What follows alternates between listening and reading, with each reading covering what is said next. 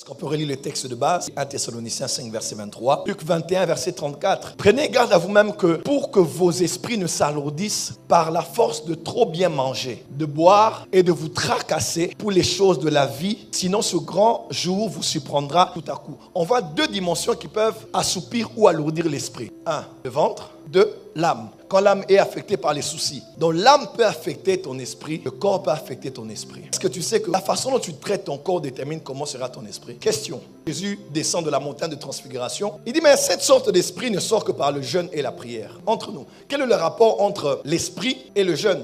Pourquoi il parlait d'esprit qui doit sortir? Parce que l'esprit habitait dans l'enfant. L'enfant était lunatique. Cet esprit agissait par rapport à la position de la lune. L'esprit le jetait dans le feu et le jetait dans l'eau. Cet enfant était habité par un esprit, était possédé par un esprit. L'esprit était en lui, l'esprit le jetait ici, le jetait là-bas. L'esprit maîtrisait son corps, mais l'esprit ne sortait pas. Qu'est-ce que Jésus a remarqué que ses apôtres voulaient faire? Ils voulaient l'expulser de ce corps, mener en mouvement afin qu'il sorte lui, qu'il sorte seul, qu'il ne bouge pas avec le corps de l'enfant. Parce que quand l'esprit bougeait, c'est dans le corps de l'enfant qu'il se mouvait. Il dit maintenant que l'enfant reste là, l'esprit sorte, que l'esprit soit en mouvement sans le corps. Quand on voit très loin de l'enfant. Vous savez qu'est-ce qui se passe? Jésus dit, pour que l'esprit puisse se mouvoir, il faut le jeûne.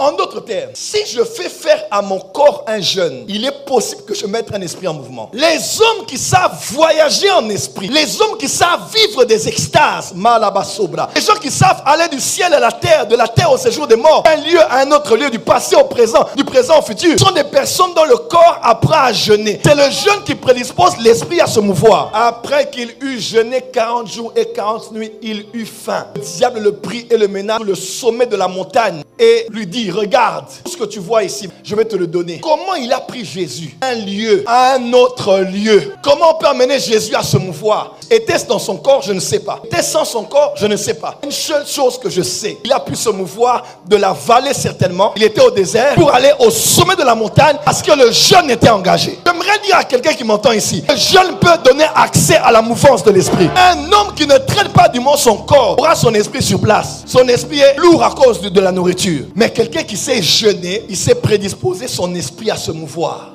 Le traitement de ton esprit est souple lorsque le jeûne est engagé. Parenthèse, j'ouvre, je ferme. Mais cela n'est possible que quand tu as la conscience que si tu le fais pour cela, tu vivras les résultats. Quelqu'un peut jeûner même 60 jours. Il n'a pas la direction de voir en esprit. Parce que tout ce qui se passe dans le monde de l'esprit doit être engagé par la foi. Il faut que tu dises, je fais ce que je fais parce que je sais ce que ça produit. Mais quand tu le fais par hasard, tu ne vivras pas de résultats. Ou bien tu vivras des résultats par hasard. Les maîtres connaissent les principes. Ce sont les enfants qui ne connaissent pas les procédés qui voient de temps en temps les résultats. La spiritualité est une science exacte. Si je veux prophétiser ce soir, je sais ce que je vais faire pour prophétiser. C'est même pas un hasard. Oh, la main de Dieu tombe seulement sur moi, je commence à prophétiser. Ça, c'était l'Ancien Testament. Dans le Nouveau Testament, l'Esprit a d'autres. Aïe, aïe, aïe, aïe. Il dit à Élie, lève-toi, mange et bois. Élie se réveille, mange et boit et il dort encore. Parce que tout ce que tu vas pratiquer qui est spirituel, sans avoir la conscience du pourquoi tu l'as fait, n'aura aucun impact. Tu vas retourner à l'état initial. Tu dormais, tu vas encore dormir. Mais quand on a dit la deuxième fois, mange et bois, car le chemin que tu as à emprunter est trop long pour toi. Il est écrit, lorsqu'il mangea et but, avec ce qu'il mangea et but, il reçut une force